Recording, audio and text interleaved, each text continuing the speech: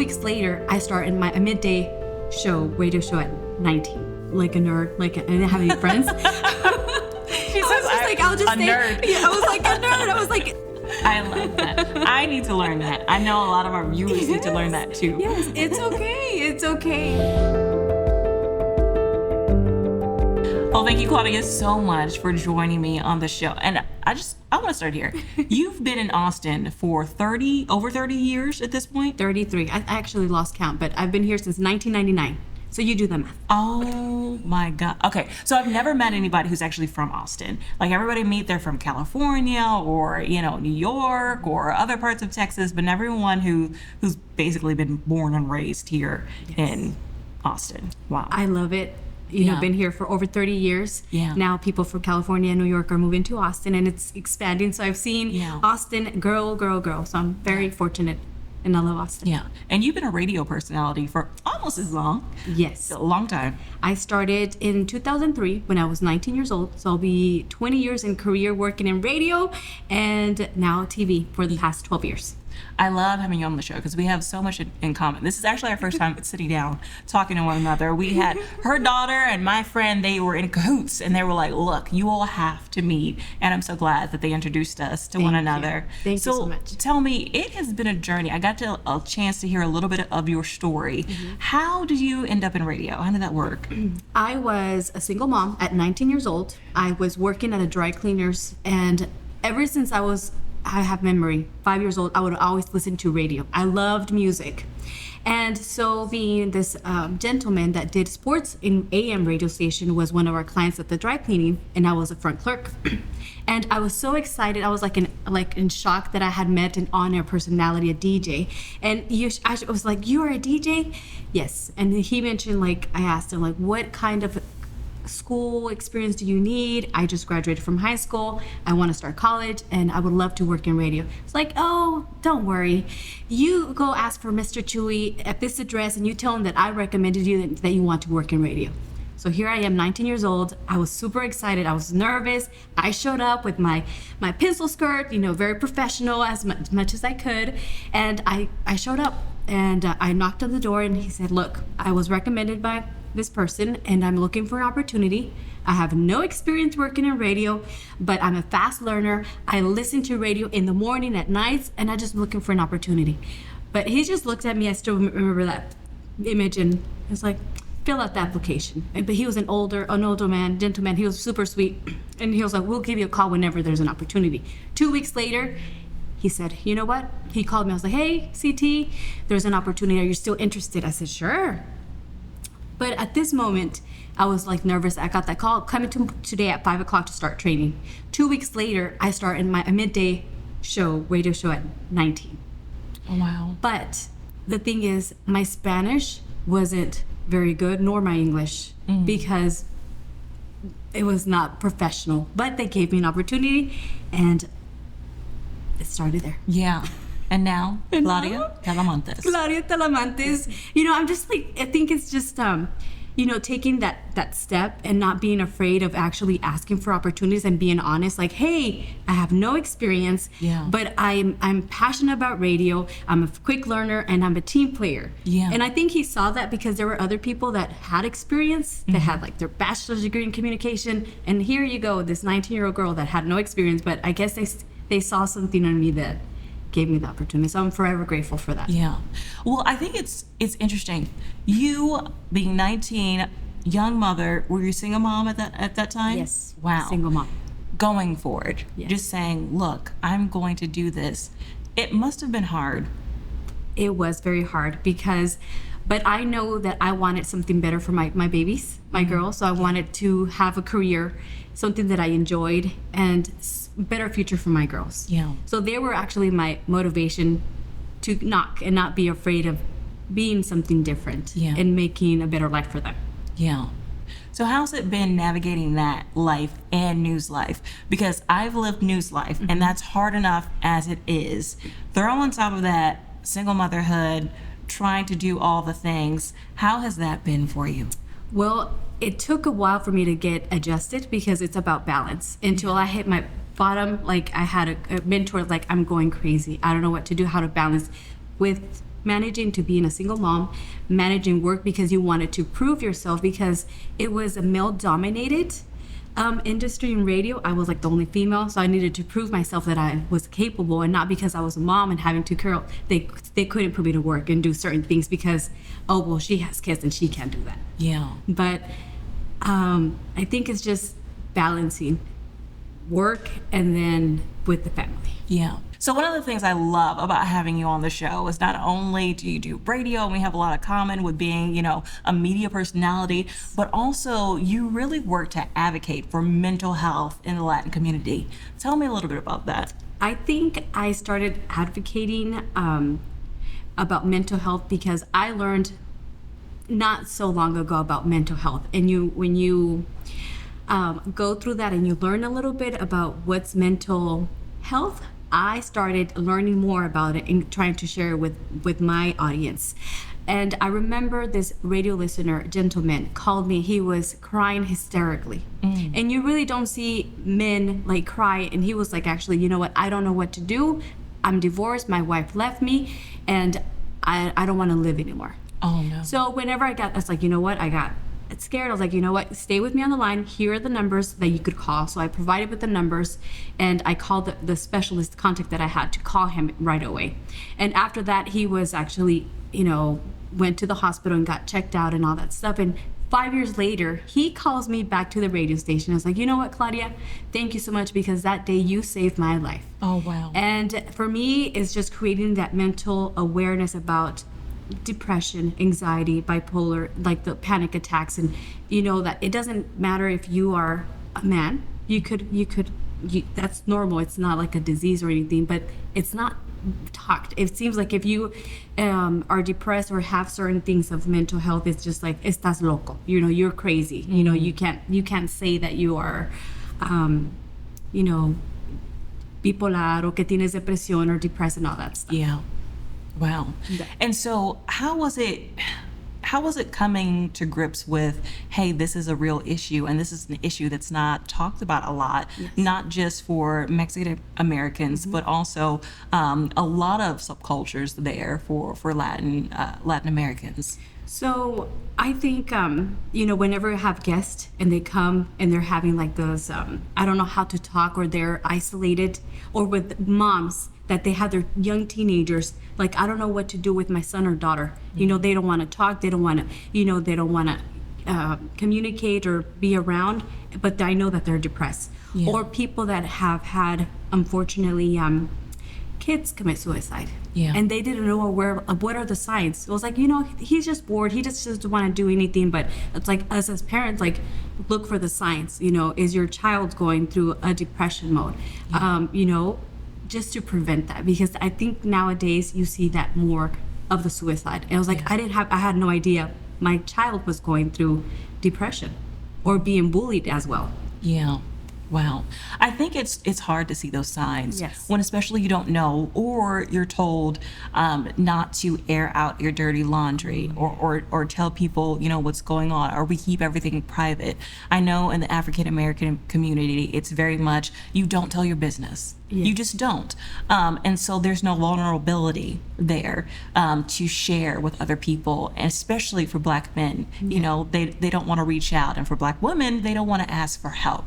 And so there's also this other piece of access. Mm-hmm. There's no access to resources or therapy or things like that, especially when you're trying to meet some of those basic needs that you don't have. So what have you learned so far as you've been working with NAMI and other organizations like that to kind of help spread awareness about mental health? So basically, that you're not alone. Yeah. That there are a lot of people that support groups that that have going through grieving of a loss of a loved one, Yeah. or divorce or loss of a job or anything, that you have support group that you could talk to, like you and I. It's like we have something in common, that we're going through the same thing. Yeah. So it's just like that. And then also about the counselors and therapy.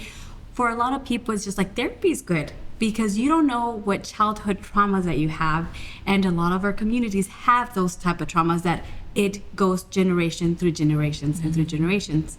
And that's what I want to break, that cycle. Yeah. Because I don't want my children to go through that. I want them to be open and have that, create awareness if I'm feeling sad and how to express their emotions. Yeah. Because sometimes you don't know if you're like sad or anything. You just have to hold everything in, like stay numb. Yeah. So when you've been going through life, and we've shared before that there were some things that you also went through that you didn't realize, Yeah. that you were going through these things. Do you mind sharing some of that with us? Yes. So two of the hardest things the traumatic situations that I've had in my life are the loss of my 3-month-old baby at a very young age. It was my first baby. I was 13 years old Oh, wow. when I had my baby. So for me, having that loss of the child at 3.5 months and going through that at a very young age, it was very traumatic. That passed, but 10 years later, the passing of my brother at 21 years of age, I had to take care of my mom because my mom was going through, I thought she was going, she wasn't very well. So I had to take care of my mom because she was taking it really hard with the loss of my brother, the 21-year-old. And then also taking care of my other sisters that they were the same age. But then I didn't take care of myself. Like I did not let myself grieve the loss of my brother. Wow. For 2 years, being the strong one, taking care of everybody, I was just, numb, just being strong, being strong. But then 2 years later, when I moved, I started, not sleeping well, drinking more than I supposed to, acne, just depressed, didn't want to do anything, irritable, crying all the time. I was like, what's happening? Like something's wrong. Like, I don't know what was going on. I was just lost. I felt empty. And I still at that moment had not learned about what depression, anxiety. When I went to the doctor, the symptoms, check, diagnosed me with anxiety and depression. And after that, I was like, okay, so I started learning more about, the causes. How could you, control your symptoms and feel better? And I learned about, the natural ones of meditating, journaling, doing, the affirmations. Yeah. And surrounding yourself by, positive things and just doing the work, because it's an everyday thing. Yeah. It's not like, oh, I'm just feeling happy. It's always about gratitude. So nowadays, when you do have those downs, days that you're not 100%, it's okay. I'm not feeling myself today. I'm just going to take a chill day, right? Yeah. Go for a walk, listen to meditation, and listen to Louise Hay. I'm not sure if you've heard of her. I love her. She's helped me a lot in my healing journey as well, because I didn't know about the childhood traumas. Oh, wow. And now it's just okay, you have the abandonment issue because my dad abandoned me. So now I know it's okay, you need to heal that and all that stuff. Yeah. It's hard. It's hard when you don't know. Yeah. Because you think, oh my goodness, what's wrong with me? Mm-hmm. And you put it, what's wrong with me? What's happening? And we talked a lot about that on the show, about how a lot of these issues are internalized. It's something must be wrong with me. And that's never the case. Either there's something that happened to you or something that is being projected onto you from society that's happening, but it's never something is wrong with me. That's never the case. And so I'm glad that you brought that up. Also, thank you for sharing about, you said 13 years old. Yes. When you lost your 3-month-old. Yes. Wow. I can't imagine that. We lost ours. We lost our child, wasn't able to actually give birth to them. And that was traumatizing. Yeah. I don't think we actually addressed that until later, until years later. Like you were saying, when other things start to come up, you start to grieve, and you're realizing that you're grieving a lot more than you thought.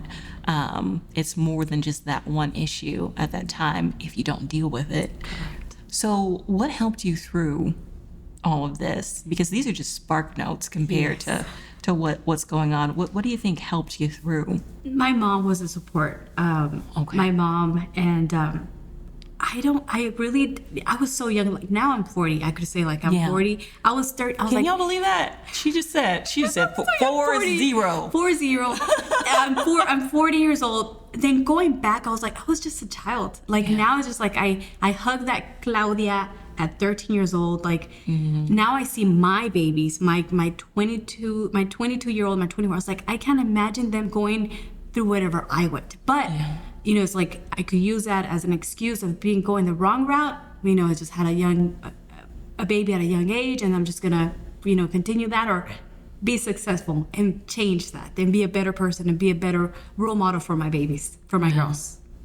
So do you think that because I know my son, not to put that pressure on him, I know that having him and being responsible for him has helped heal some things. It's also added some stress in different areas.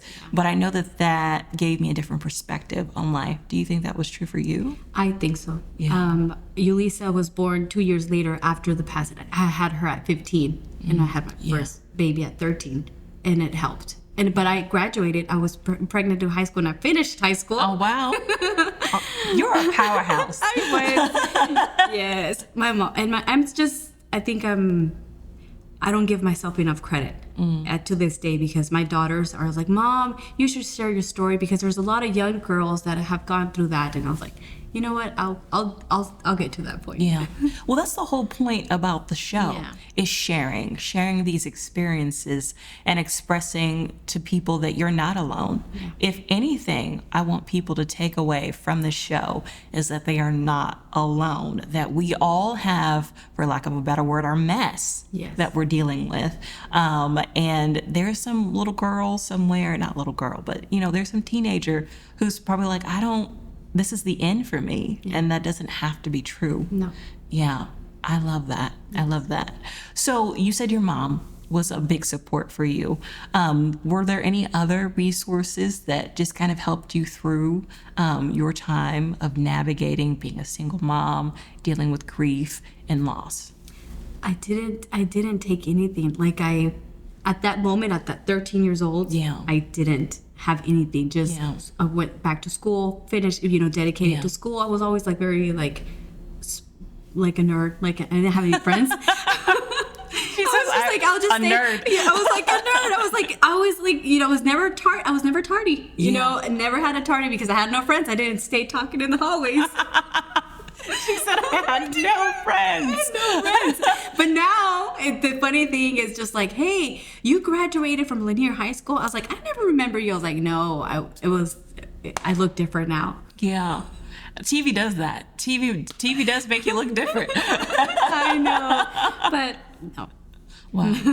So 13, it wasn't something that you processed. But later, when you felt that grief of your brother and having to take care of your mom and the pressures of taking care of your sisters, how did you get through that time? So through that time, like I did go to a doctor. I did, they prescribed me some medicine, but I was in medicine for 4 years trying to balance it. But then I said, I don't want to depend on medicine. Yeah. That's when I started looking into more like the natural ways of controlling depression and anxiety. Yeah. So it's just like the happy, the juices like the dopamine, the oxytocin, and all that stuff. So I started to implement that, like exercising. For me, exercising, if it's 30 minutes, just moving your body, it just energizes me. So those are the things that I learned about. It's just because I love my body. It's because not because of torture, I have to go work out, but working out, journaling and meditating. It's just like a lot of people, it's the same thing, but it honestly has done a tremendous, it's helped me a lot. Yeah, but you've done the work. That. Yes. And I think you touched on that before. It's underutilized, which is exercising.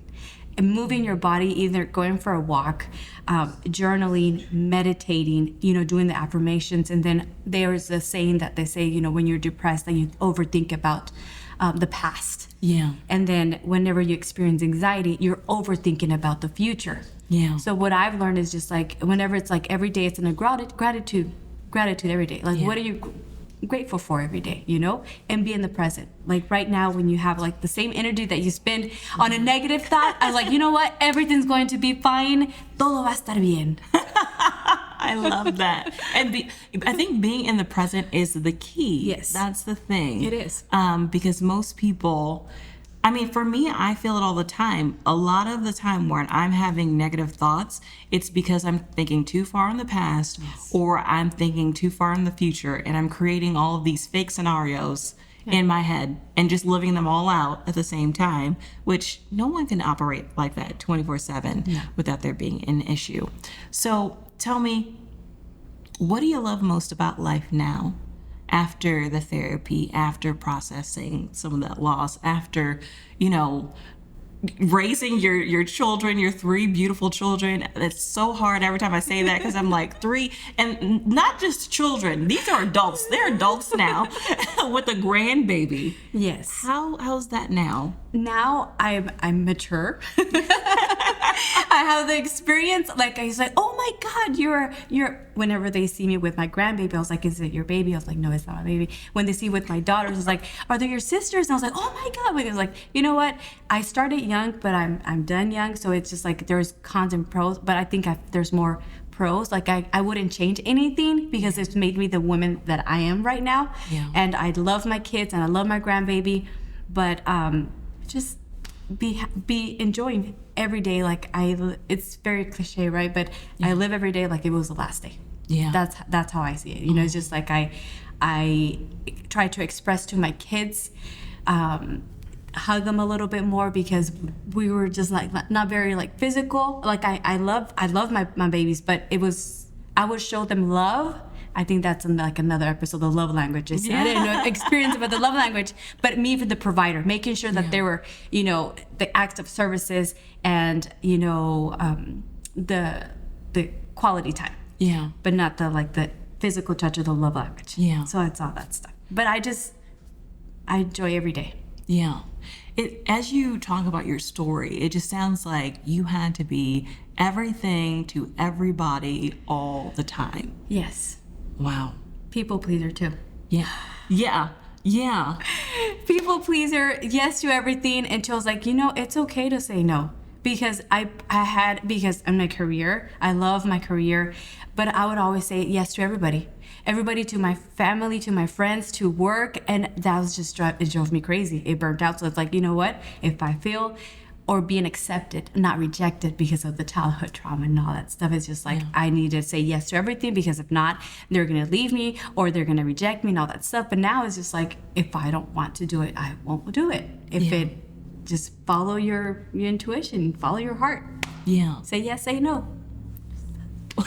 She said, say yes and say no. Yes. Emphasis on the no. It's just like, but no, it's just like, I would always like, if you really want to do it, do it. If you don't want to do it, just say no, you know, because I would always be like, feel bad, but no. Yeah. Just not anymore. Not anymore. Ya no. I love that. I need to learn that. I know a lot of our viewers need to learn that too. Yes, it's okay. It's okay. It's just, you have to be truthful to yourself. Yeah. And actually know what you really want. Because sometimes, like, do the self-check-in, like, what do you really want? Because sometimes when you don't know what you want, you get bad stuff. Yeah, when you don't know what you want. Well, when you don't know what you want, it's just whatever comes your way. And some of it's good, some of it's not so good. You know, some of those things. Yeah. So what are some good things that you're looking forward to as you move in? Because, I mean, you talked about possible retirement. Yes. So possible retirement. I'm 40 years old right now, which I'm enjoying.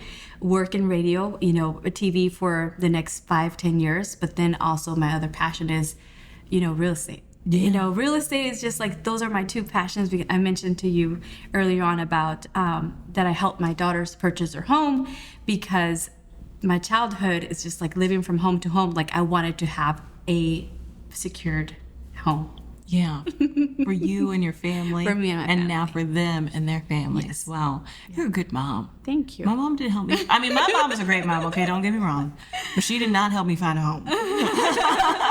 Yes. Wow. Well, I love the work that you're doing. Thank you. Keep doing what you're doing. And keep just bringing awareness. I mean, that's what the show is about, but also just not just here, but you're already doing that great work. What is one thing you would like to leave our audience with? That listen to your heart, be truthful to yourself, take care of yourself, because if you don't take care of yourself, then nothing's gonna work out. You're just gonna burn out. Like, don't forget about yourself, because sometimes whenever you become a mom and a wife and you do everything and for everybody, but then you leave yourself for last, it's just like, honor yourself first. Oh, honor yourself first. I love that. I love that.